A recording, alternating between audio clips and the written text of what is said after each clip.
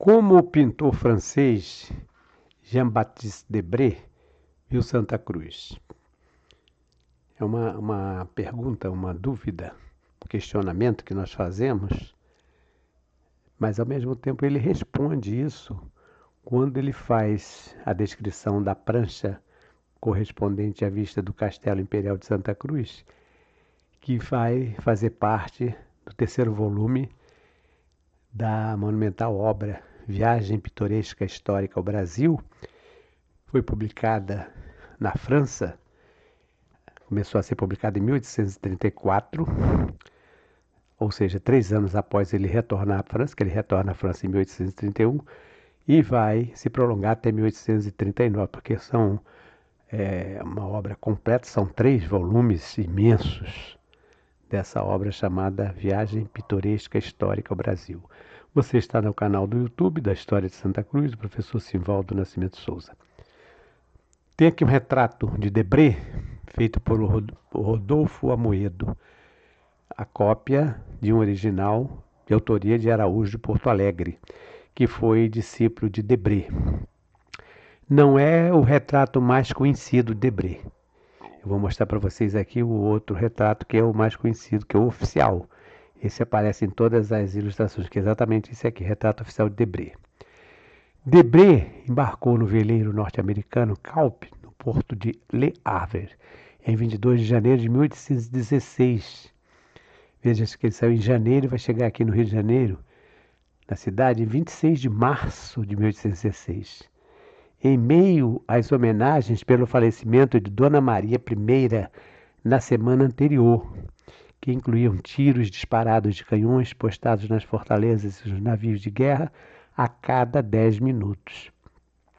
Segundo vários historiadores, pesquisadores que escreveram sobre esse tema, foi realmente um momento de grande comoção o falecimento da rainha Dona Maria I, mãe do Dom João, que seria Dom João VI.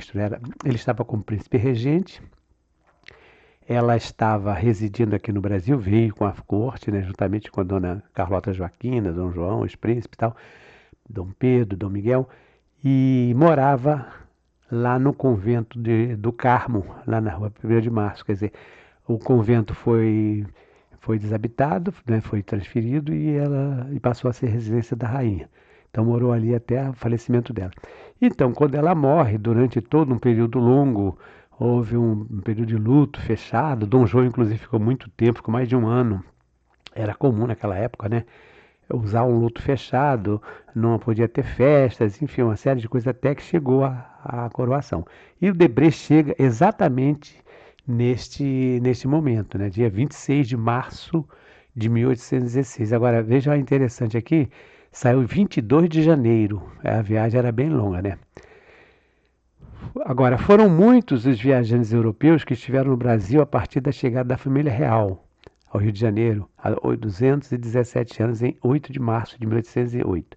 Como eu já falei de alguns, eu passei pelaquela fase dos anglófilos, dos ingleses, agora estou nos francófilos, dos franceses, E esses viajantes, dezenas deles eram arquitetos, pintores, artistas, de um modo geral, inclusive pessoal ligado ao teatro, Provavelmente nenhum deles, porém, tenha rivalizado com o pintor francês Jean-Baptiste Debré em quantidade, diversidade e qualidade das obras que nos foram legadas. Também o pintor francês, sem sombra de dúvidas, é o mais citado, mais famoso, mais conhecido tanto no Brasil como no exterior.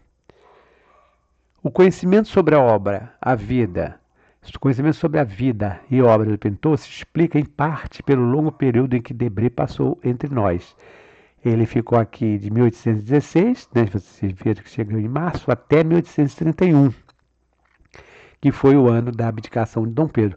Como ele se tornou amigo pessoal de Dom Pedro, trabalhava diretamente com Dom Pedro, claro que a abdicação, a saída de Dom Pedro, também aquilo abalou, Mas não foi só apenas isso, esse período, também pela variedade de obras e temas abordados e técnicas por ele empregado, porque Debré fez desenhos, fez aquarelas, produziu depois as litografias, Inclusive, óleo sobre tela, inclusive tem um questionamento sobre um óleo sobre tela que ele teria pintado da fazenda de Santa Cruz.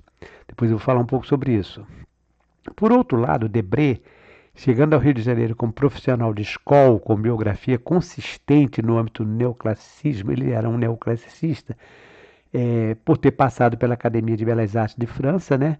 Então ele já vem com a formação acadêmica e, além disso, ele era sobrinho de um francês importante, que é o François Boucher, e era primo, por afinidade, de Jacques-Louis David, famosíssimo também pelos trabalhos de neoclássico. Então Debré vem com essa bagagem de quem se tornaria colaborador, né? Ele foi colaborador do primo dele, e explica também a razão do destino de fazer sucesso. Ou seja, ele já chega aqui destinado a fazer sucesso, porque mas ele vem como jacobino, ele vem fazendo parte, perdão, ele vem integrando a missão artística francesa, e a missão artística francesa foi reunida por Le Breton, por uma série de franceses, porque a missão tinha como objetivo criar no Brasil, no Rio de Janeiro, uma Academia Real de Belas Artes. Depois vai ser criada a Academia Imperial de Belas Artes. E o Debré vem exatamente como um dos pintores, os pintores de temática de história, né? Então, quando ele chega ao Rio de Janeiro, ele chega inclusive muito por baixo, porque ele tinha perdido um filho, né? O único filho dele havia morrido, e além disso, ele tinha se separado da esposa. Então, ele chega e tem aqui até um autorretrato dele numa daqueles casas de pasto, né? Aquele restaurante de antigamente, ele tomando lá uma bebida alcoólica e tal, bem por baixo, deprimido, né? E aqui ele vai enfrentar essa fase inicial, inclusive com algumas hostilidades, até por alguns dos membros da academia, porque sabe como é, né? Um grupo grande sempre tem divergência entre um e outro. Então ele, por exemplo, e os irmãos Toné não se davam muito bem. Ele foi um pintor de história, o Toné é muito famoso, muito conhecido e muito aplaudido por ser mais um pintor de paisagem, né? Mas então houve também essa questão política. Havia também muita política lá entre os membros da academia e na criação da Academia Real. Esse aqui é um ateliê dele, é um desenho, um trabalho feito por ele, do ateliê que ele montou no Catumbi. Vejam que o bairro do Catumbi era também um ponto, assim como Laranjeiras, né? Eram bairros, eram áreas de concentração dos artistas. Ali fala dos artistas, eu fico pensando assim, Debré chega em 1816 com a missão artística francesa e vai embora em 1831.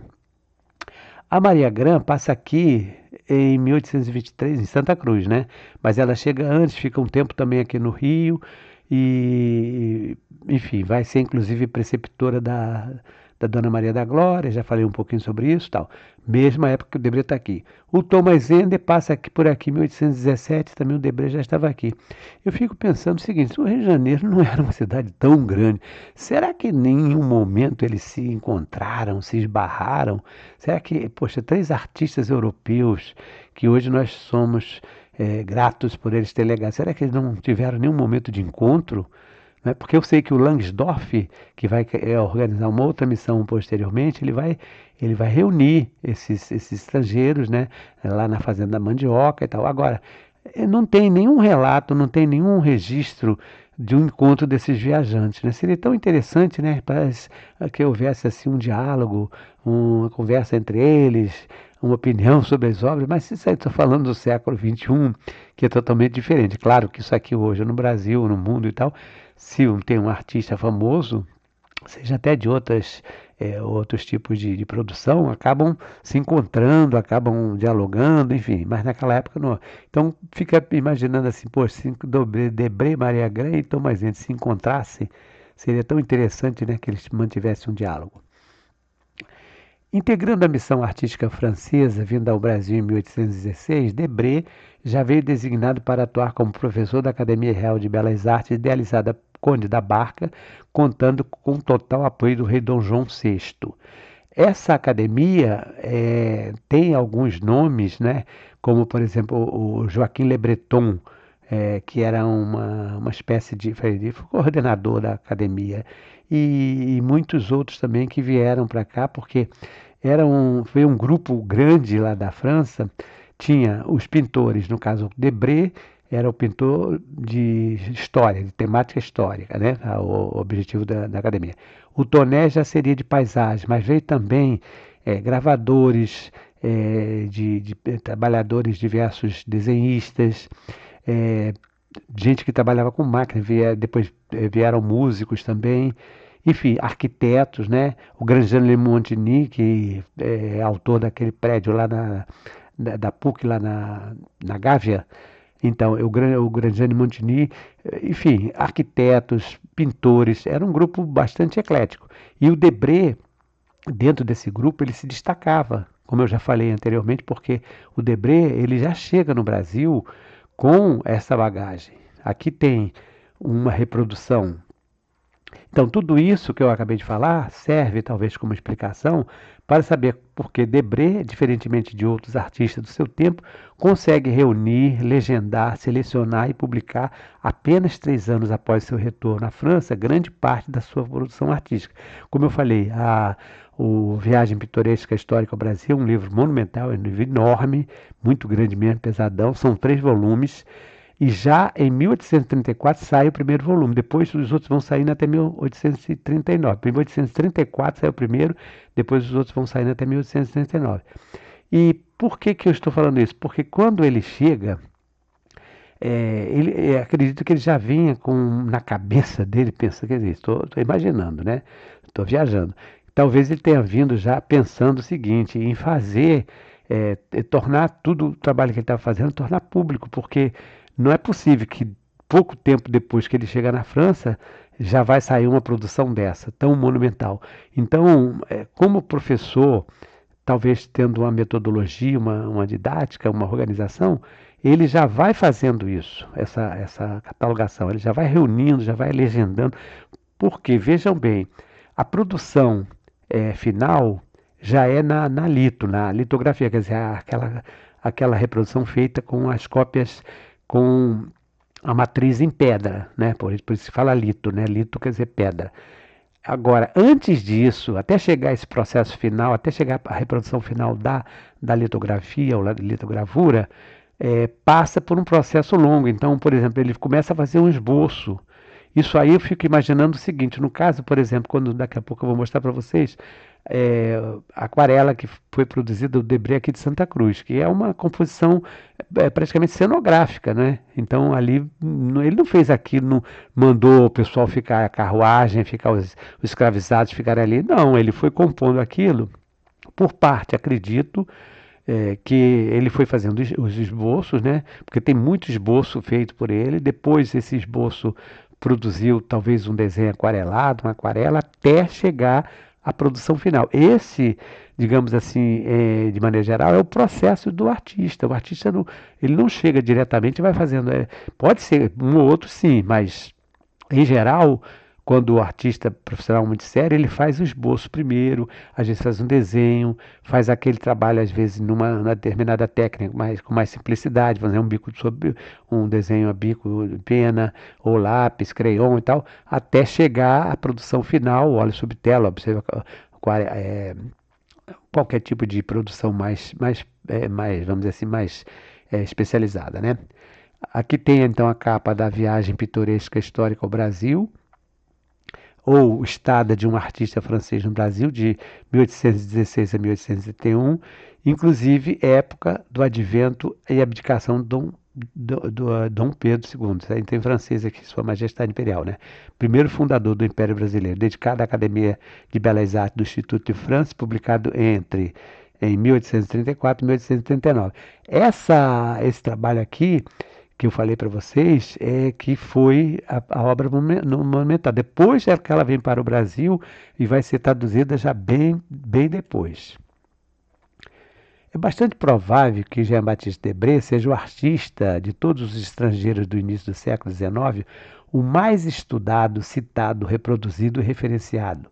Livros, teses, ensaios, álbuns, biografias, estudos acadêmicos, literários, literários, artísticos, arquitetônicos, antropológicos, geográficos, museológicos, arquivísticos foram publicados ao longo de mais de 200 anos da passagem do pintor francês pelo Brasil, em especial pelo Rio de Janeiro, por todos os meios, formatos, técnicas e metodologias, não apenas em português e em francês, como seria esperado, mas também em quase todas as outras línguas modernas.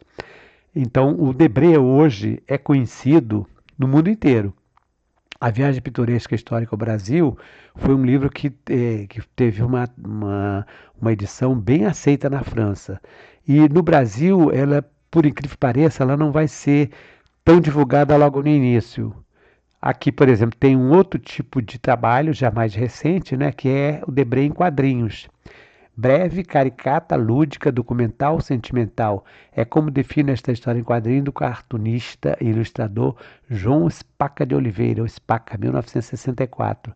A HQ, que é a história em quadrinhos Debré, em Viagem Histórica e Quadrinhos do Brasil, é da Companhia das Letras, capa flexível, colorida, 22x17, 48 páginas, 2006. Se debruçou sobre o pintor francês Jean-Baptiste Debré, nasceu em 1768 e morreu em 1848.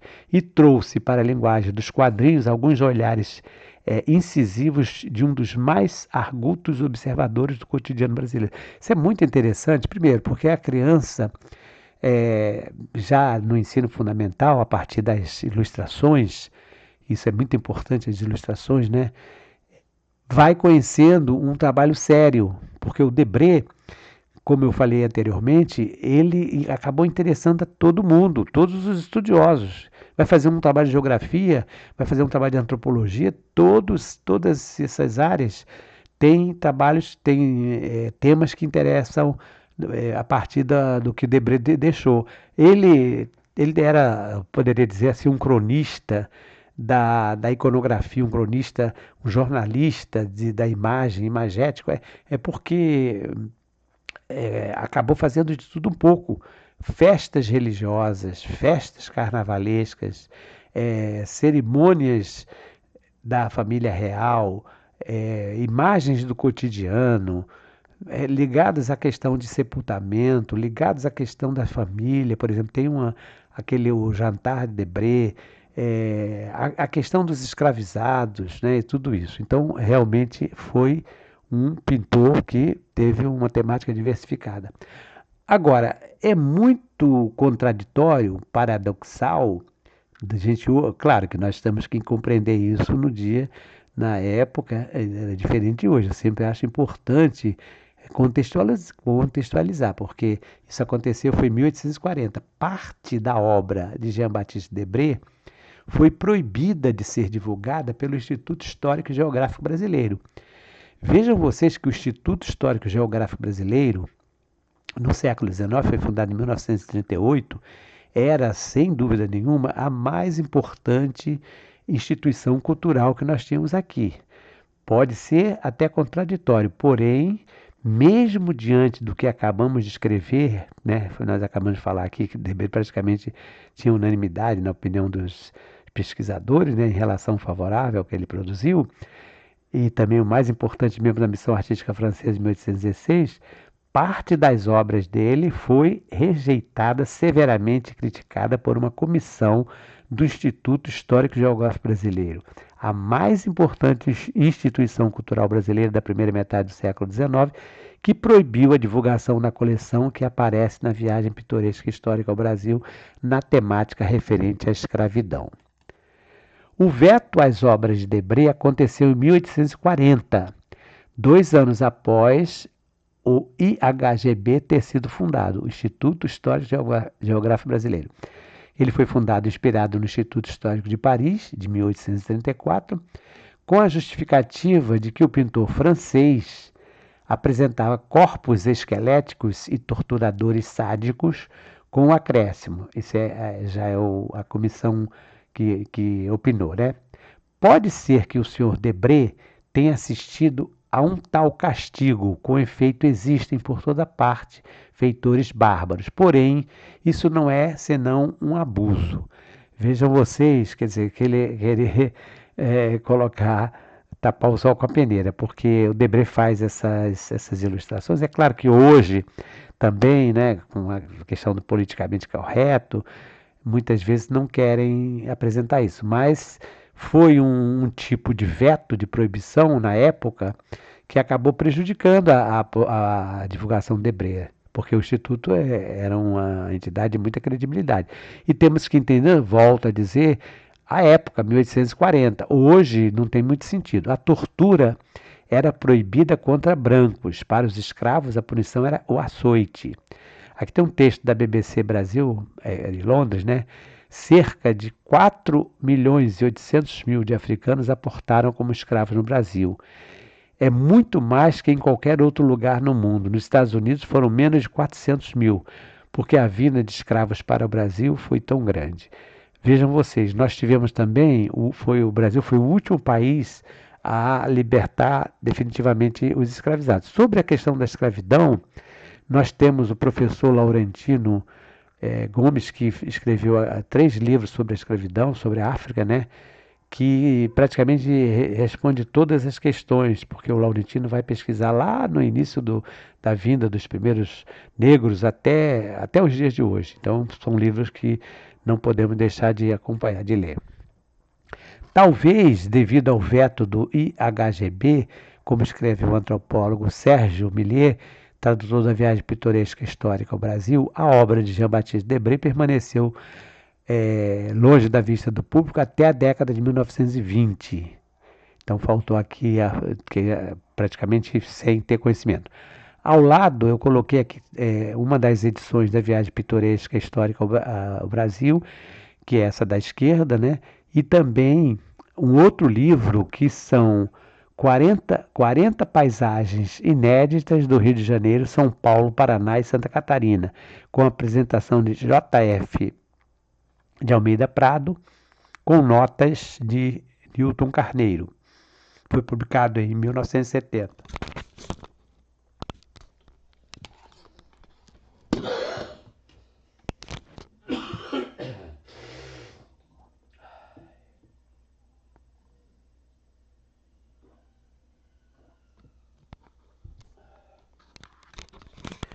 Perdão por uma parada aqui. Então, ela foi publicada em 1970, bem depois da Viagem Pitoresca, né? Pela Companhia Editora Nacional. Essa obra é importante porque foram paisagens inéditas que o Debré não incluiu na Viagem Pitoresca. Não incluiu porque ele tinha já, digamos, selecionado, então já estava com propósito, então foram localizadas. E por que eu digo que é importante? Primeiro porque tem um desenho, uma aquarela, daqui da nossa região, de Sepetiba, muito bonita, porque o Debré esteve fazendo uma viagem ao sul, a Santa Catarina. Quando ele retorna de Santa Catarina, ele passa pela Baía de Sepetiba, passa por Sepetiba. E quando ele chega em Sepetiba, então ele faz uma aquarela muito bonita. Já fiz um trabalho sobre isso, quando eu falei sobre a história de Sepetiba, já tem algum tempo, quem quiser poderá ver. Eu não coloquei aqui porque já fui reproduzir algumas vezes, mas é uma aquarela muito bonita de Sepetiba. Então, faz parte dessa coleção de 40 paisagens inéditas. Pode ser que ainda existam, é muito difícil, mas pode ser que ainda existam outras obras que não foram localizadas, porque Debré foi um pintor que ficou muito tempo aqui e produziu grande quantidade de obras. Então essa já é uma obra que já é de 1970. E para vocês terem uma ideia, atualmente há vamos dizer assim, uma proliferação, pode ser benéfica ou não, aí depende de cada um, em relação ao que se produz. Por aqui eu coloquei mais como uma curiosidade, não estou fazendo propaganda, embora acabe fazendo também, de um pôster, né, exatamente da gravura do palácio, né, do palácio que chama de Castelo, Vista do Castelo Imperial de Santa Cruz, é o título que o Debré deu. Lá em cima e também aqui a inscrição do Rogério dos Arvoredos, porque a gravura, a página, tem essas duas gravuras. É um pôster impresso em alta qualidade, porque hoje, vocês sabem, né, com toda essa tecnologia é a coisa mais fácil que tem. Quando nós fundamos o NOP, em 83, sempre falando do NOP da fundação, mas eu faço questão. Eu tomei conhecimento da existência de um desenho, uma aquarela colorida.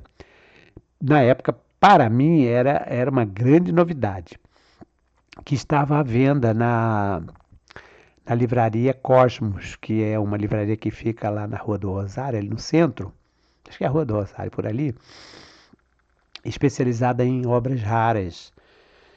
E eu, enfurnado nesses sebos, nessas pesquisas, encontrei essa aquarela, fiquei assim muito surpreso. Vi o preço na ocasião, um precinho bem salgado, não lembro nem quanto era, mas tínhamos aqui no NOP um vereador que chamava-se Oswaldo Luiz Felisberto de Carvalho, também foi um grande colaborador nosso, foi aquela pessoa que nos apoiou quando publicamos a história de Santa Cruz para crianças. E a partir do amigo também, o coordenador de divulgação José Francisco Toffani, que era muito amigo pessoal dele, ele adquiriu essa obra do Debré e doou ao NOP. Tem que estar lá no NOP. É uma reprodução, não é a original, naturalmente, de uma aquarela de Debré do Palácio de Santa Cruz. E hoje você encontra, você pode, inclusive aqui tem até o preço, R$ 49,00. Tem as medidas, o preço, o site para quem estiver interessado. Eu até pensei em comprar uma para ver como é. Mas hoje vocês vejam que a reprodução está muito fácil. Isso é bom. Para mim, eu acho que é interessante, porque vai democratizando, vai tornando mais divulgada cada vez a obra tão importante. Para fazer esta apresentação, eu estou usando 2 livros da minha biblioteca, porque eu também gosto de vez em quando comprar esses livros, porque são livros que são caros, mas são livros que têm praticamente tudo sobre um determinado artista. Então, por exemplo, eu tenho do Debré, tenho do Thomas Ender, Rugendas, então tem alguns dessa coleção do Brasil, né, que é uma coleção da Capivara, editora Capivara. Então tem aqui o livro edição de 2016, esse da direita, né, Debré, Imprensa Oficial do Estado de São Paulo, na tradução de Sérgio Millet, que o Sérgio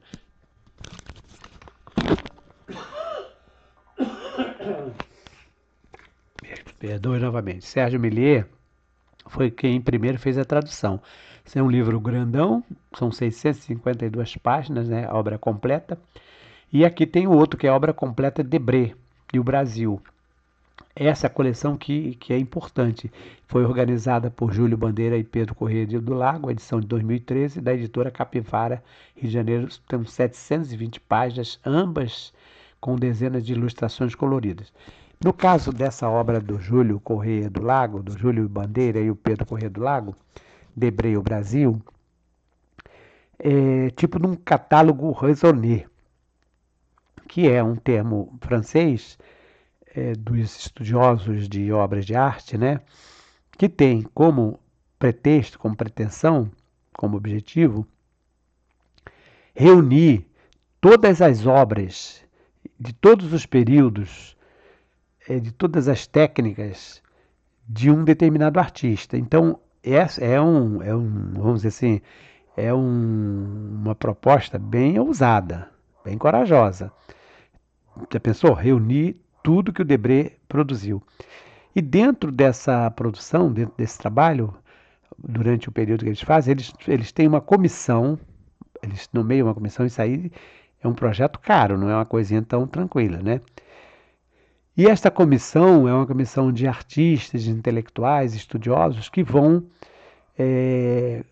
estudar, vão se debruçar sobre determinadas obras que sejam, por acaso, questionadas, porque a verdade é que durante o passar do tempo, com a fama do Debré, algumas obras do Debré passaram a ser falsificadas e até mesmo criadas obras que não eram dele, de autoria dele, e atribuído o nome, porque veja bem, você vai comprar uma obra, está lá escrito Debré, assinatura, já, se for original, né, dando a ideia de que é original, claro que aquilo ali vai ser um preço astronômico. Então, esse é um objetivo do catálogo Raisonné. Nós temos esse catálogo Raisonné, por exemplo, do Thomas Ender, tem o catálogo Raisonné, e do Debré também. E no caso do Debré, e especificamente de Santa Cruz, já que nós somos aqui o canal da história de Santa Cruz, tem um questionamento sério sobre um provável óleo sobre tela, abordando o mesmo tema da Fazenda Imperial, o mesmo tema da litografia, da aquarela que ele fez lá em frente ao quartel, né, da aquarela de Santa Cruz, que ele chama Castelo Imperial. Então tem um óleo sobre tela que foi encontrado de propriedade de um colecionador paulista, lá no estado de São Paulo. Isso já tem alguns anos, já teve aqui uns 30, 40 anos que eles descobriram isso. E a comissão, quando foi organizar o livro, que tinha a pretensão exatamente de fazer o levantamento de tudo, tentou obter autorização para analisar o quadro, para dizer, não, esse trabalho é do Debré, ou não é do Debré. Mas, segundo o próprio texto que consta lá do livro, quem quiser poderá ver, eu já fiz uma postagem sobre isso, já até coloquei esses dados todos, estou apenas acrescentando aqui, porque já que eu estou falando de Debré, não custa nada, já que estamos falando de Santa Cruz. E não foi autorizado, até eles lamentam muito, porque foi, digamos assim, a primeira vez, né, segundo o texto dos autores, que eles tiveram essa autorização recusada. Então eles não tiveram acesso, mas como já tinha algumas fotos anteriores, talvez de uma outra origem, então eles publicaram algumas fotos desse trabalho. Bom, com relação, seria um óleo sobre tela de Santa Cruz, teria sido ou não Debré?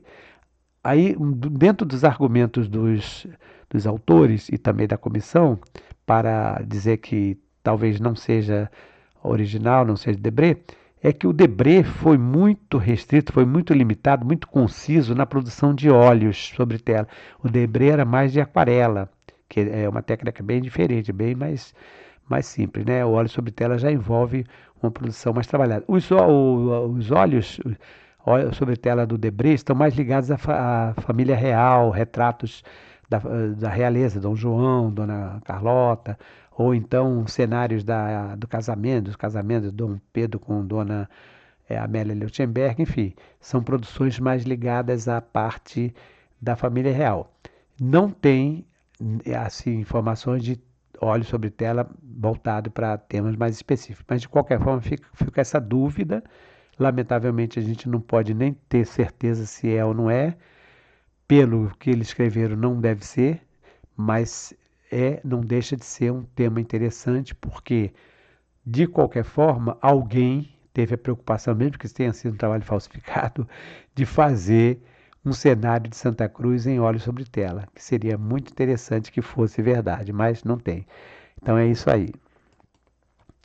Aqui já começo a transcrever, a publicar, o próprio texto de Debré, como ele viu, no caso ele deu o título de Vista do Castelo Imperial de Santa Cruz, que é uma das pranchas, aqui está a prancha 130, porque eu tirei deste livro que eu acabei de citar para vocês, que é Viagem Pitoresca Histórica ao Brasil, da editora de São Paulo. Mas em outras edições, porque, como eu falei anteriormente, o Debré fez a Viagem Pitoresca em 3 volumes. E ele organiza esses 3 volumes por temas também. Então tem uma parte que é referente aos indígenas, mas depois mais ligada aos escravos, e também tem uma parte referente à realeza, aos imóveis, aí tem a Quinta da Boa Vista, Santa Cruz e tal. Então o que ele escreveu sobre a vista do Castelo Imperial de Santa Cruz? Isso já é o texto do próprio Debré. Ele chama de castelo, né? O palácio ele chama de castelo. O Castelo de Santa Cruz, residência de recreio da corte, situada a 11 léguas da capital, é uma antiga fazenda dos jesuítas, contendo uma igreja e um convento construídos em cima de uma colina que domina imensas planícies entrecortadas de florestas, através das quais passa o caminho para Minas Gerais. Santa Cruz é, sem contestação, uma das maiores propriedades da província do Rio de Janeiro. pertencia aos bens da coroa sob Dom João VI e a corte aí passava 6 semanas anualmente, durante o verão. Sempre modesto nos seus hábitos, contentava-se o rei com uma cela e o resto de sua família via-se obrigado a imitá-lo. Dom João, como o próprio Debré cita aqui, o Dom João vinha inúmeras vezes a Santa Cruz. Tem vários registros, inclusive documentos, porque como ele era o rei, né, inicialmente príncipe regente, já assinava os documentos, depois rei, e às vezes os documentos eram assinados lá, a Fazenda Real de Santa Cruz. E nessas vindas, o Dom João não tem tantos relatos, já falei, já escrevi também, já fiz uma apresentação sobre isso, da presença de Dona Carlota Joaquina, porque a Dona Carlota Joaquina e Dom João nem sempre estavam se dando bem, então quanto mais eles pudessem ficar afastados um do outro era melhor. Mas tem alguns registros de Carlota Joaquina ter vindo a Santa Cruz também. Já quem tiver interesse poderá ver lá no canal que já fiz uma postagem sobre isso.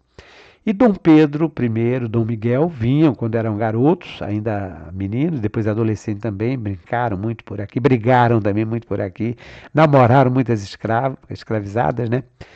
Dom Pedro. Depois, quando Dom Pedro vai se casar, também ele vem para cá.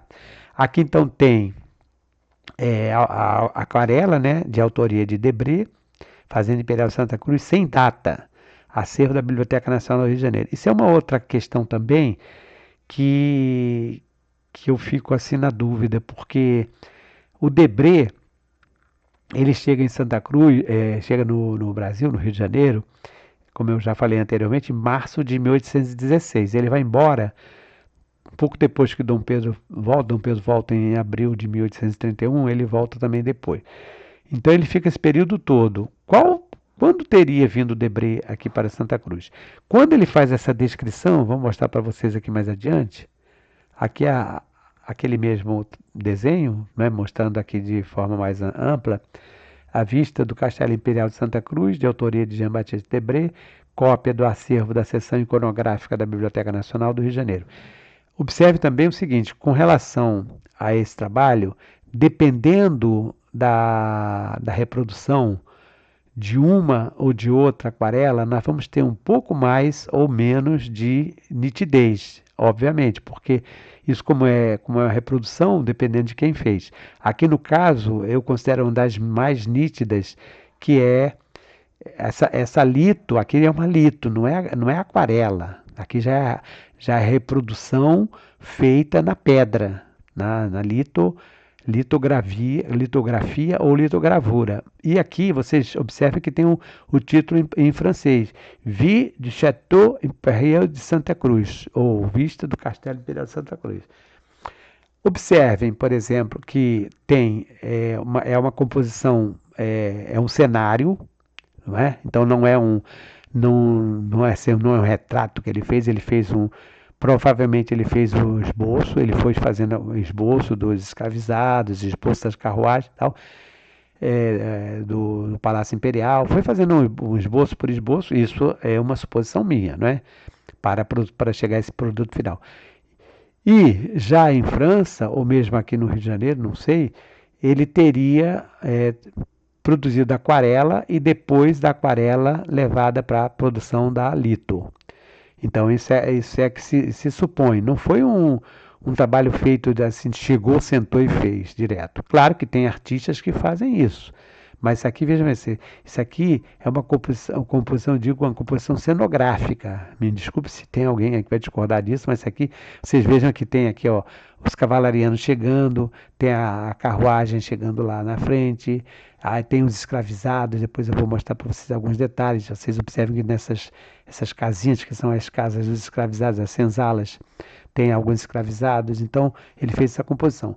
Uma dúvida que eu também questiono, primeiro em relação à data, né? Quando ele teria vindo para cá?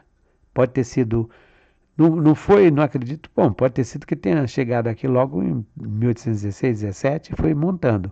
Mas pela descrição ele já faz referências ao período que ele já não está mais nem no Brasil. E isso é um primeiro questionamento. Outro questionamento que eu sempre fiz e continuo com uma dúvida Onde teria se posicionado Debré para compor esse cenário, para compor esse desenho? Bom, no início, quando eu comecei a escrever sobre isso, eu dizia que isso teria sido feito lá do Morro do Mirante Imperial, onde tem depois a Caixa d'Água.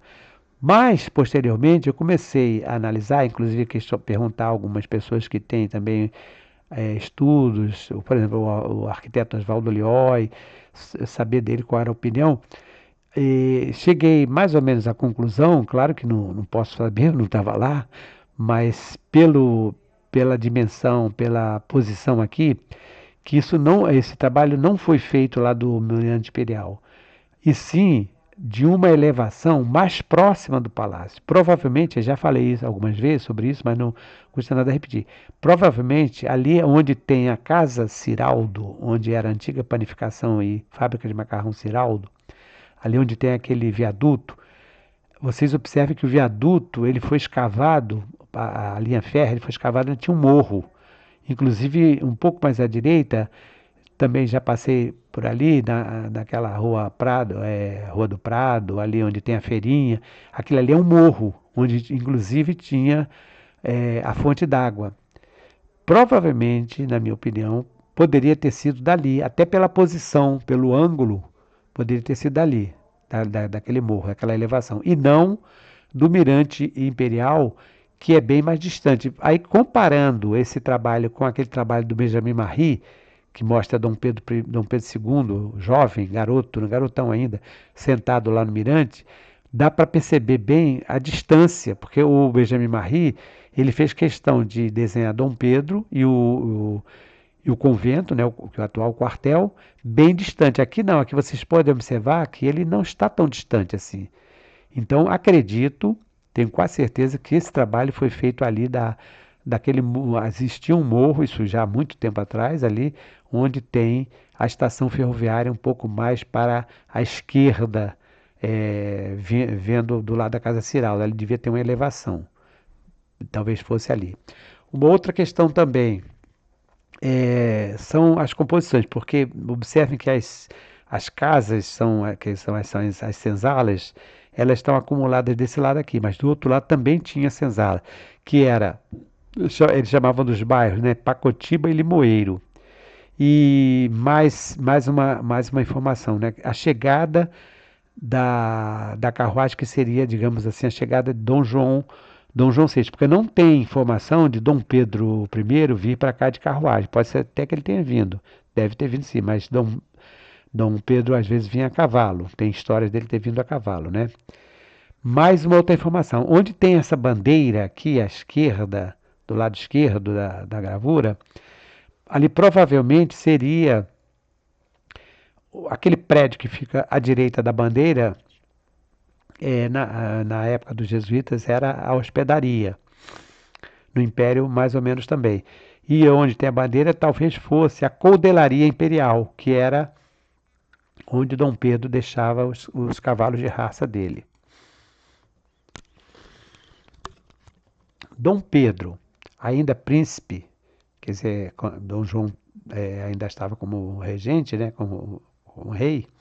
Dom Pedro, o filho dele, era príncipe.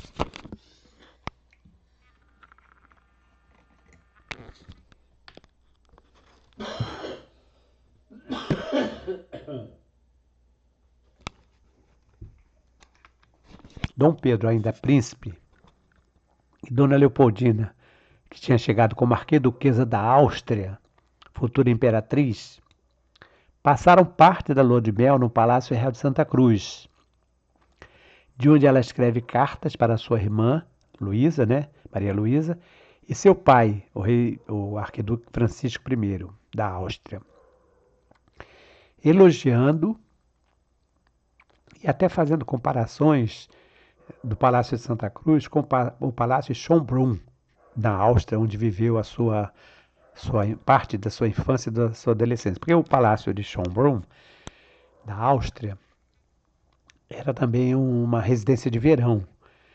Claro que a dona Leopoldina está escrevendo isso aqui, escreve algumas dessas cartas quando ela estava em lua de mel. E lua de mel, vocês sabem, né?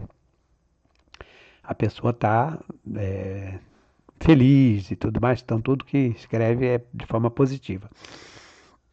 Então, durante esse período que ela está em Santa Cruz, ela escreve assim de forma muito poética, sentimental para a irmã, dizendo que saía para fazer caça de manhã cedo com o marido e as flores eram lindas, enfim, é um texto muito bonito, são as cartas muito bonitas. Depois, quando vai passando o tempo, aí as cartas vão tomando um outro rumo, um outro sentido mais triste, muito triste, né? Até que ela morre, a última carta é muito triste. Mas, por ocasião do casamento do príncipe real, aí texto do Debré, né? Continuando aquele texto anterior. Porque ele havia falado inicialmente de Dom João, agora ele está falando. Mas, por ocasião do casamento do príncipe real, Dom Pedro, já as ideias eram mais largas e o rei sentiu a necessidade de derrubar as divisões internas do convento para construir aposentos mais dignos de uma residência real. Encarregou, pois, o conde do Rio Seco, superintendente dos bens da coroa, de dirigir as obras. Com efeito, ao chegar a princesa Leopoldina aí, encontrou aposentos bem arranjados, por isso que também ela já vai elogiar. Desde então, Santa Cruz tornou-se tanto mais agradável para a jovem família real, quanto o lugar apresentava passeios variados para se fazerem a cavalo ou de carro. Prazeres campestres bem diferentes do fastidioso protocolo da cidade. Esse é um dos temas também que Dom João fugia, até falei, eu usei um termo antes, fugia do burburinho da corte, fugia da corte, porque Santa Cruz era distante e aqui ele ficava mais à vontade. Inclusive também citam Dom Pedro I, né, que vivia a regalona como um senhor feudal. É um historiador que fala que Dom Pedro aqui em Santa Cruz vivia a regalona como um senhor feudal. O fato é que Dona Leopoldina e Dom Pedro I passaram parte da lua de mel aqui e ela descreve isso tudo de uma forma bem poética, bem agradável, bem elogiosa. Segundo escreveu Jean-Baptiste Debré, o imperador Dom Pedro I teria concedido a liberdade dos escravizados do seu serviço particular. Debré faz algumas citações aqui que nós, em termos de documentos, porque nós estamos fazendo uma pesquisa histórica, que é o canal de História de Santa Cruz, é claro que tem que saber qual é a fonte, né? Mas não encontramos, porque a libertação dos escravizados de Santa Cruz, pelo que eu tenho conhecimento aqui, só vai acontecer lá para 1870, já com Dom Pedro II, não com Dom Pedro I. Mas pode ser que um ou outro escravizado tenha sido posto em liberdade, só que nós não temos essa informação pela carta de alforria documento.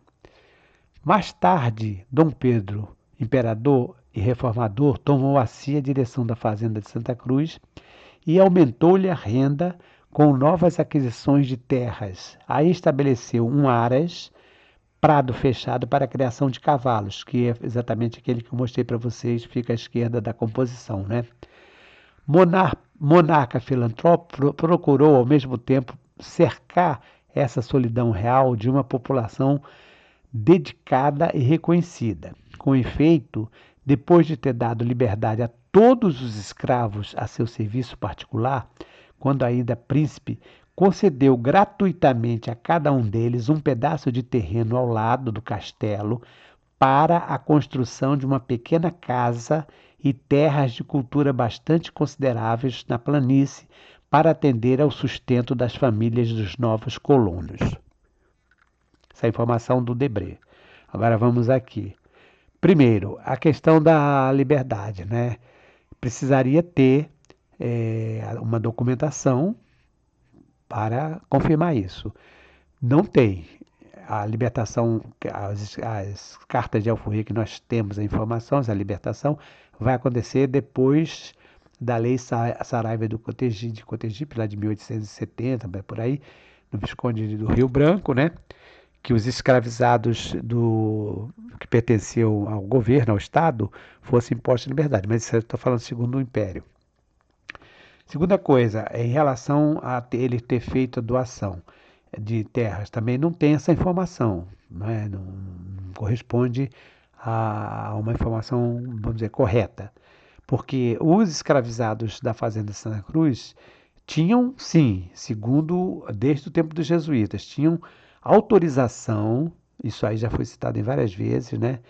eh, do governo, no caso até dos superintendentes, para que 2 dias da semana eles se dedicassem a fazer trabalho em seus terrenos próprios, né, que eles ocupavam, aí não eram deles, era da senzala e tal, para a produção de alimentos que eram consumidos por eles. Então isso era uma autorização, mas não chegava a ser, não chegou a ser, vamos dizer, doação de terras. Era esse sentido. Alguns superintendentes, como o Gonzaga, que inclusive vai ser muito questionado depois, quando ele vem para cá em 1854, eh, vão procurar proibir ou diminuir um pouco essas, digamos assim, essas, entre aspas, né, essas vantagens. Vantagem porque não era vantagem, o cara estava trabalhando como escravizado, né? Que alguns escravizados tinham. Então, o que que o Gonzaga fazia? Era um médico, veio para cá como superintendente, ficou muito tempo, tinha muito prestígio no Dom Pedro, mas entre os escravos, entre os funcionários, ele é muito odiado. Ele vai governar, administrar, né, superintender com mão de ferro, e todo escravo que saísse da linha era severamente castigado.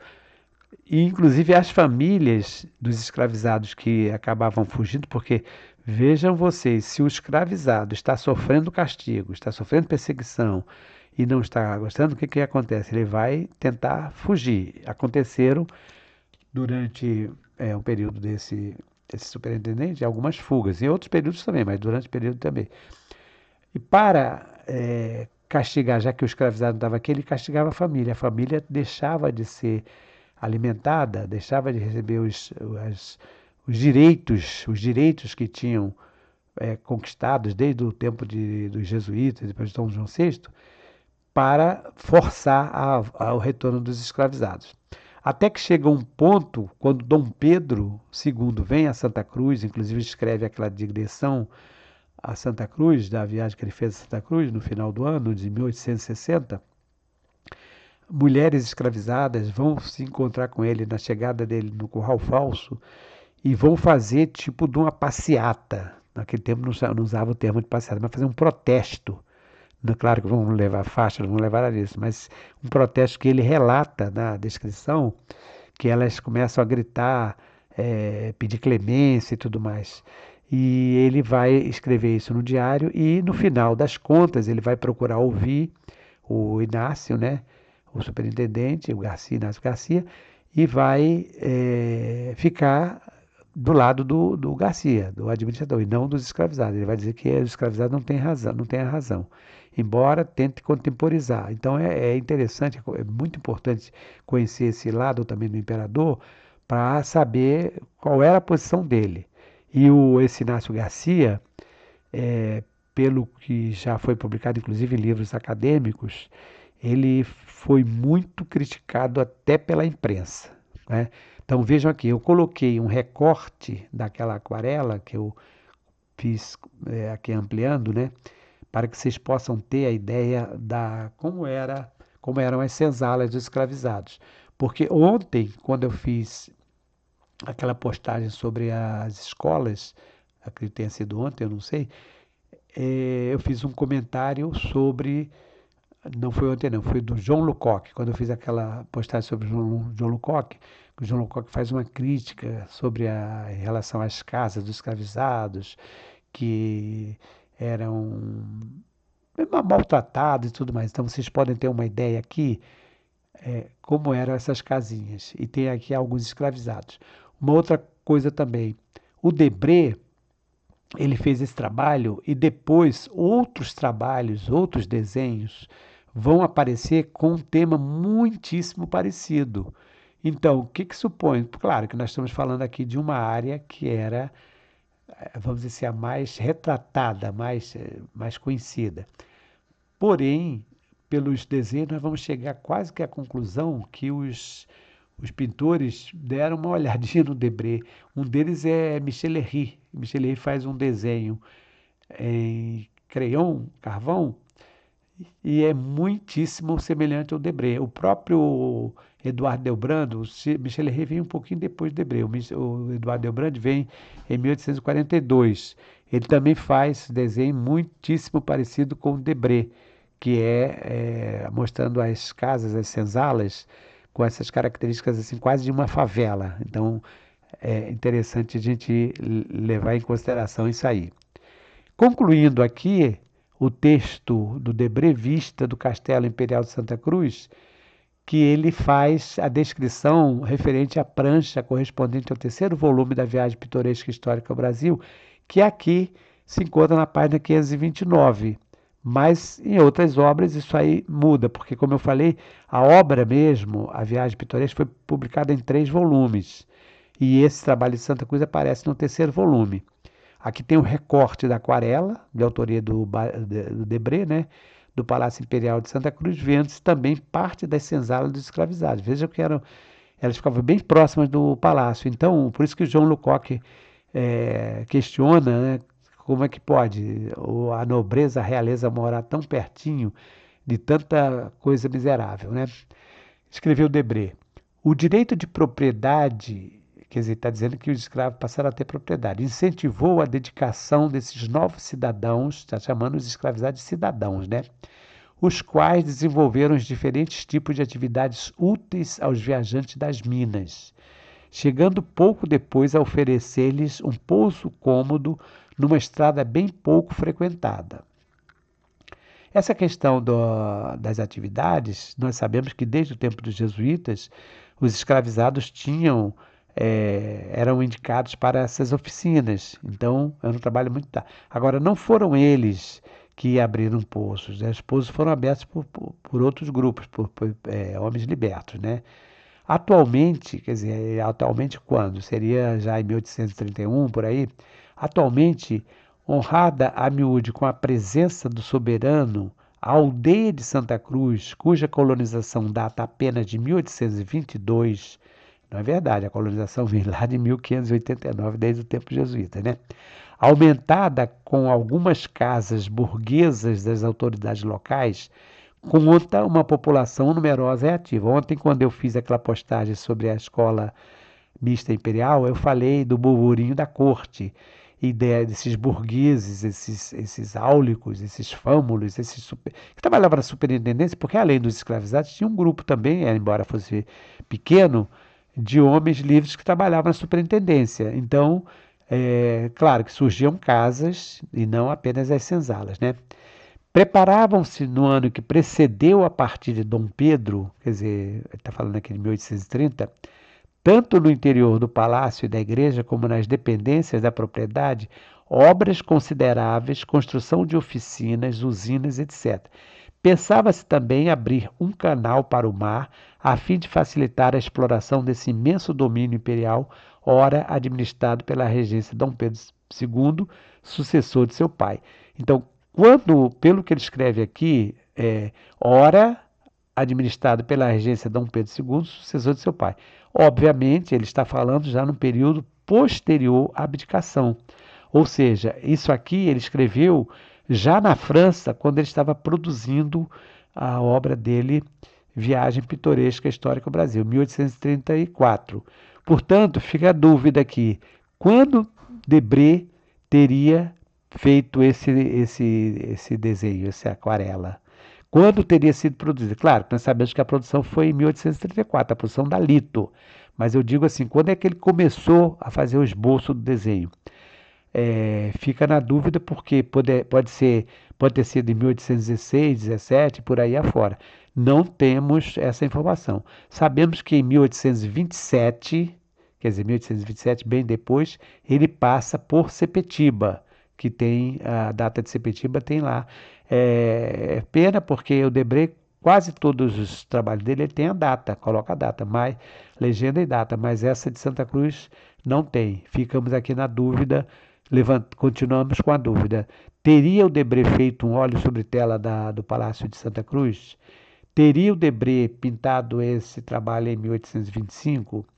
Teria Debré se encontrado ou não com Maria Grant, com Thomas Ender, e com outros viajantes que estiveram no mesmo período que ele aqui, como Lucoque, com João Mal. Afinal de contas, eles eram europeus, né? Enfim, ficam essas dúvidas aqui. O Debré era francês e aqui nós estamos entrando um pouco no ciclo dos francófilos. Já falamos dos anglófilos, agora dos francófilos. Então, hoje, quinta-feira, dia 27 de março de 2025, hoje apresentando o, a vista do Castelo Imperial de Santa Cruz na visão do pintor francês Jean-Baptiste Debré, o mais importante membro da missão artística francesa de 1816. Um abraço, até uma próxima oportunidade. Canal de História de Santa Cruz, do YouTube, do professor Simvaldo. Se você gostou, não deixe de fazer um comentário e de compartilhar com os seus amigos. Até uma próxima.